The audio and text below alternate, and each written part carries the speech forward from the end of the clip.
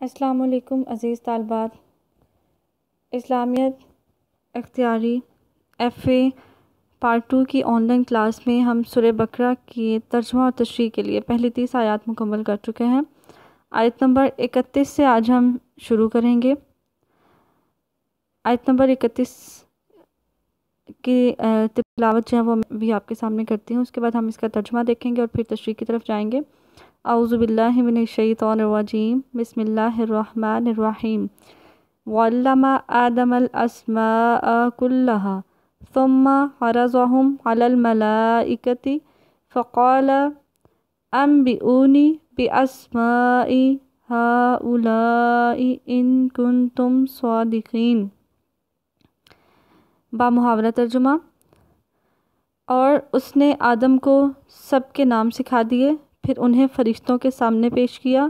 اور کہا اگر تم لوگ سچے ہو تو مجھے ان چیزوں کے نام بتاؤ۔ اور علامہ سکھائے آدم کو الاسماء نام کلہا سب چیزوں کے، ثم پھر عرضہم ان کو پیش کیا، علی پر الملائکتی فرشتوں کے، فقال پس کہا انبئونی مجھے بتاؤ، باسمائی نام، ہؤلائی ان سب چیزوں کے، ان اگر کن ہو تم صادقین سچے۔ اس سے پچھلی آیت میں اللہ تعالیٰ نے فرشتوں کے سامنے زمین میں اپنا خلیفہ بنانے کے ارادے کا اظہار فرمایا تھا، جس پر فرشتوں نے یہ سوال کیا تھا کہ کیا آپ زمین میں پیدا کریں گے اپنا خلیفہ جو کہ فساد مچائے گا، جبکہ ہم آپ کی تسبیح بیان کرتے ہیں۔ مطلب ان کے خیال میں کوئی ضرورت نہیں تھی ایسی کسی بھی مخلوق کے پیدا کرنے کی۔ تو اللہ تعالیٰ نے ان سے فرمایا تھا کہ جو میں جانتا ہوں وہ تم نہیں جانتے، یعنی حضرت آدم علیہ السلام کے پیدا کرنے میں جو حکمتیں ہیں، جو مصلحتیں ہیں، ان کو تم نہیں سمجھ سکتے۔ تو یہ پھر اس سے اگلی آیت ہے، اللہ تعالیٰ نے حضرت آدم علیہ السلام کو پیدا فرمایا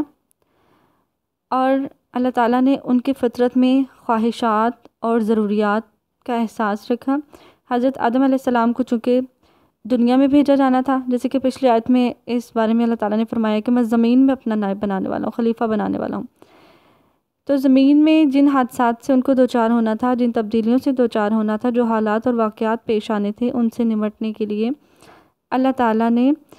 کامیابی کے ساتھ ان حالات اور واقعات سے نمٹنے کے لیے اور ان میں سے راہ نکالنے کے لیے سوجھ بوجھ جو ہے وہ حضرت آدم علیہ السلام کی فطرت میں رکھ دی، ضروریات اور خواہشات کو رکھا، اور خواہشات اور ضروریات کو پورا کیسے کیا جا سکتا ہے، اس کے لیے کیا ذرائع ہیں، کیا وسائل ہیں، کس طرح سے اپنی سمجھ کو، عقل کو، علم کو استعمال کرنا ہے، ان تمام چیزوں کا شعور اللہ تعالیٰ نے حضرت آدم علیہ السلام کی فطرت میں رکھ دیا۔ اور ان کو وہ تمام چیزیں جن سے ان کا واسطہ پڑنا تھا زمین میں، جن کو انہوں نے استعمال کرنا تھا، ان کی ایک بریف ڈسکرپشن یا ڈیفینیشن کہہ دیں کہ بتا دی، ان کے مختصر خواص بتا دیے حضرت آدم علیہ السلام کو۔ یہاں نام سے مراد جو ہے یہ ہے کہ ان کے مختصر خواص بتا دیے چیزوں کے۔ اس کے بعد پھر اللہ تعالیٰ نے حضرت آدم علیہ السلام کو فرشتوں کے سامنے پیش کیا اور فرشتوں سے کہا کہ ان تمام چیزوں کے نام بتاؤ اگر تم سچے ہو تو۔ اس کے بعد فرشتوں کا جواب ہے، قالو کہنے لگے، سبحانکا تو پاک ہے، لا نہیں علم ہے، لنا ہمیں، الا مگر، ما جو علمتنا تو نے ہمیں سکھا دیا، انکا بے شک تو، انتا تو ہی، العلیم خوب جاننے والا ہے، الحکیم اور بہت زیادہ حکمت والا ہے، دانا ہے، عقل مند ہے۔ اب فرشتوں نے اپنی کم علمی بلکہ لا علمی کا جو ہے وہ اعتراف کر لیا اللہ تعالیٰ کے سامنے، اور کہنے لگے کہ اللہ تو پاک ہے، چونکہ ان کو ان چیزوں کے نام نہیں آتے تھے نا۔ فرشتوں کو اللہ تعالیٰ نے اسی قدر علم دیا ہے جس قدر ان کو ضرورت ہوتی ہے، یعنی کہ فرشتوں کی خواہشات اور ان کی ضروریات ہی بہت محدود ہیں۔ ان کو جو اللہ تعالیٰ نے اسائن کر دیے ہیں کام، انہوں نے بس انہی کاموں کو کرنا ہے۔ ان کی ہمارے انسانوں جیسی خواہشات نہیں ہوتی ہیں، ہمارے پاس تو خواہشات اور ضروریات کا ایک نہ ختم ہونے والا کہہ لیں کہ ذخیرہ ہے، کہ نہ کبھی ہماری خواہشات ختم ہو سکتی ہیں اور نہ ہی ضروریات ختم ہو سکتی ہیں، کیونکہ ہماری فطرت میں رکھا ہے نا اللہ تعالیٰ نے ان چیزوں کو۔ تو فرشتوں کی فطرت میں یہ نہیں ہے، خواہشات اور ضروریات جو ہیں، اس لیے ان کو کبھی ضرورت ہی نہیں پڑی سیکھنے کی، ضروریات کو پورا کرنے کے لیے ہی سیکھنے کی ضرورت پڑتی ہے نا۔ تو ان کی ضروریات نہیں، ان کو بس جو کام کہہ دیا، جتنا اللہ تعالیٰ نے ان کو سکھانا تھا، جو جو کام ان کے ذمہ تھا وہ سکھا دیا، ان کو بس اسی کام سے لینا دینا ہے، اس کے علاوہ ان کو کسی اور کام سے لینا دینا نہیں ہے۔ تو لہٰذا فرشتوں کو تمام چیزوں کے نام نہیں پتہ تھے، تو انہوں نے اعتراف کیا اپنی کم علمی کا، اور اللہ تعالیٰ کی عظمت کا اعتراف بھی کیا، اپنی کم علمی کا اعتراف کیا اور اللہ تعالیٰ کی عظمت کا اعتراف کیا کہ اللہ ہم تو اسی قدر جانتے ہیں جس قدر کہ آپ نے ہمیں علم سکھا دیا ہے، بے شک علم والے تو آپ ہیں اور آپ ہی حکمت والے ہیں، کہ آپ ہی کو معلوم ہے جو حکمتیں پوشیدہ ہیں اس کام میں۔ قالا فرمایا، یا آدم اے آدم، انبئہم ان کو بتا دے، بِأَسْمَائِهِمْ ان چیزوں کے نام، فلما پس جب، انبأہم بتا دیے ان کو، بِأَسْمَائِهِمْ ان کے نام، قالا تو کہا، علم کیا نہیں، اقل میں نے کہا تھا، لکم تم سے، انی کہ بے شک میں، علم جانتا ہوں، غیبہ چھپی ہوئی چیزیں یا چھپی ہوئی باتیں، السماواتی آسمانوں کی، و اور الارضی زمین کی، و اور اعلم میں جانتا ہوں، ما جو تبدونا تم ظاہر کرتے ہو، و اور ما جو کن تم تھے تم یکتمونا چھپاتے۔ اللہ نے کہا، اے آدم تم انہیں ان چیزوں کے نام بتا دو۔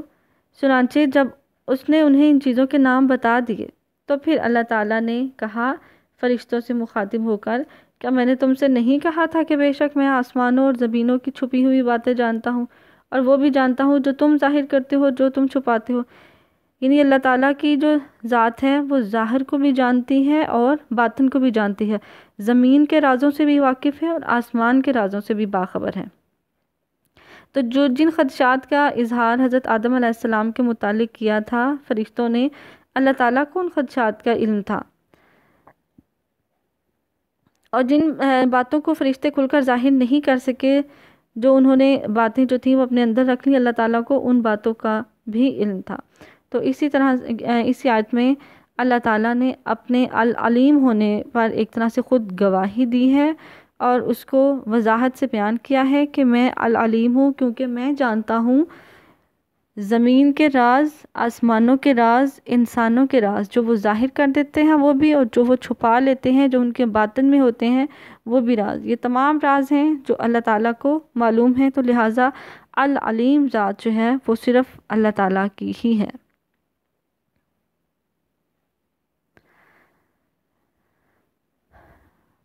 اس کے بعد اللہ تعالیٰ نے فرمایا، وَإِذْ اور جب، قُلْنَا ہم نے فرمایا، لِلْمَلَائِكَةِ فرشتوں سے، اسجدوا سجدہ کرو، لِآدَمَ آدم کو، فَپس سجدوا سجدہ کیا، إِلَّا سوائے ابلیسا ابلیس کے، ابا اس نے انکار کیا، وَاسْتَكْبَرَ اور تکبر کیا، وَكَانَ اور تھا وہ، مِنَ الْكَافِرِينَ کافروں میں سے ہو گیا، اور وہ کافروں میں سے ہو گیا۔ جب حضرت آدم علیہ السلام نے اللہ تعالیٰ کے کہنے پر سب نام فرشتوں کو بتا دیے، یعنی اپنی علمی برتری کو فرشتوں کے سامنے ثابت کر دیا، تو پھر اللہ تعالیٰ نے فرشتوں کو حکم دیا کہ وہ حضرت آدم علیہ السلام کو سجدہ کریں۔ اب یہاں پر سجدہ کرنے کا جو لفظ ہے اس میں مفسرین کرام میں بہت اختلاف پایا جاتا ہے، تو زیادہ تر مفسرین کا یہی کہنا ہے کہ یہاں پر سجدے سے مراد تعظیماً سجدہ کرنا ہے، یعنی کہ حضرت آدم علیہ السلام کی تعظیم کرو، جیسے کہ ہم اپنے بڑوں کے سامنے، اپنے بزرگوں کے سامنے، اپنے اساتذہ کے سامنے تعظیماً جو ہے وہ ادب سے کھڑے ہوتے ہیں، کندھوں کو جھکا کر، جیسے کہ کہا جاتا ہے کھڑے ہوا جائے، تو یہ اس سینس میں ہے کہ ان کی تعظیم کرو، تعظیماً ان کو سجدہ کرو۔ یہ سجدہ جو ہے یہ عبادت کا سجدہ نہیں ہے، یہ سجدہ عزت اور تعظیم کا سجدہ ہے، یہ فرق ہے اس سجدے میں۔ اور بعض مفسرین کا یہ بھی خیال ہے کہ یہ سجدہ جو ہے یہ اللہ تعالیٰ کے حکم کی وجہ سے ہے، یعنی یہ سجدہ تو عبادت والا ہی ہے لیکن اللہ کے حکم کی وجہ سے ہے، اللہ تعالیٰ نے حکم دیا تھا نا کہ سجدہ کرو، تو انہوں نے اللہ تعالیٰ کے حکم کو ہی بروئے کار وہ لے کر آئے۔ یعنی جو اللہ نے کہا انہوں نے وہ مانا، تو یہ اس سجدے سے مراد یہاں پر وہ ہے۔ تو سب فرشتوں نے حضرت آدم علیہ السلام کو سجدہ کر دیا سوائے ابلیس کے۔ اچھا، ابلیس کون تھا؟ ابلیس جو ہے وہ فرشتہ نہیں تھا، ابلیس جن تھا۔ جنوں کی مخلوق بھی اس وقت تھی اور وہ زمین میں آباد تھی اور فساد مچائے ہوئے تھی، تو ان میں سے ایک جن تھا ابلیس، جو کہ فرشتوں کی جیسی عبادت کیا کرتا تھا اللہ تعالیٰ کی، ویسے ہی اللہ تعالیٰ کی حمد و ثنا بیان کیا کرتا تھا، تو اس کو مقام فرشتوں میں ملا ہوا تھا ابلیس کو۔ تو جب اس کو ان سب کو جو وہاں پر موجود تھے اللہ تعالیٰ نے حکم دیا نا سجدے کا، تو ابلیس ڈٹ گیا۔ اللہ تعالیٰ نے فرشتوں کو نور سے پیدا کیا ہے، جنوں کو آگ سے پیدا کیا ہے، اور انسانوں کو مٹی سے پیدا کیا۔ حضرت آدم علیہ السلام کو مٹی سے بنایا تھا اللہ تعالیٰ نے۔ تو اس بات کا غرور تھا اس کو، ابلیس کو، اس نے کہا کہ مجھے تو آگ سے پیدا کیا گیا، اور آگ جو ہے وہ تو ایک برتر چیز ہے نا مٹی کی نسبت، مٹی کی کیا حیثیت ہے، نہ کسی کو فائدہ نہ نقصان، تو میں آگ سے پیدا کیا گیا ہوں، اور یہ جو نئی مخلوق آئی ہے اس کو مٹی سے بنایا گیا ہے، میرا اور اس کا کیا مقابلہ،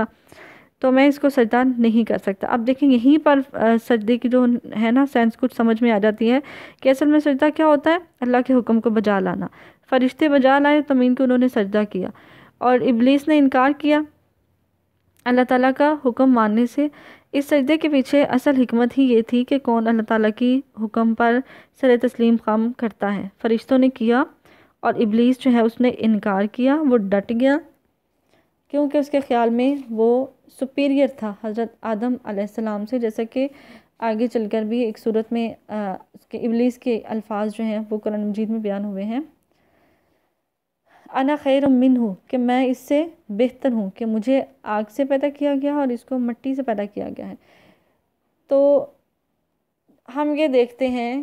کہ زمین میں جس قدر بھی فساد ہے نا، وہ یہ جو شیطان کے منہ سے، ابلیس کے منہ سے نکلے تھے نا الفاظ، انا خیر منہ، ان الفاظ سے اس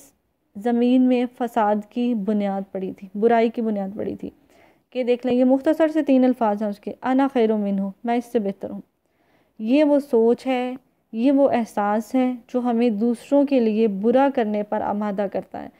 حسد ہے، جلن ہے، جھوٹ ہے، غیبت ہے، چوری ہے، یہ ساری چیزیں کس وجہ سے ہیں؟ کہ ہم اپنے آپ کو سپیریئر کرنا چاہتے ہیں، اپنے آپ کو برتر کرنا چاہتے ہیں دوسروں سے، اور اس برتری کی خواہش میں ہم دوسروں کو نیچا دکھانا چاہتے ہیں، ان کو اپنے سے پیچھے دیکھنا چاہتے ہیں، ان کو پیچھے چھوڑنا چاہتے ہیں، اور پھر یہ سارے منفی جذبات ہمارے اندر پیدا ہو جاتے ہیں، اور مثبت جذبات جو ہیں وہ کہیں اندر ہمارے دل کے کسی کونے میں دفن ہو جاتے ہیں۔ تو اگر یہ جذبہ ہی ختم ہو جائے کہ اپنے آپ کو دوسروں سے سپیریئر سمجھنے والا جذبہ ختم ہو جائے، تو سمجھ لے کہ شیطانیت ختم ہو گئی۔ میرے نزدیک تو شیطانیت کی بنیاد یہی 3 الفاظ ہیں۔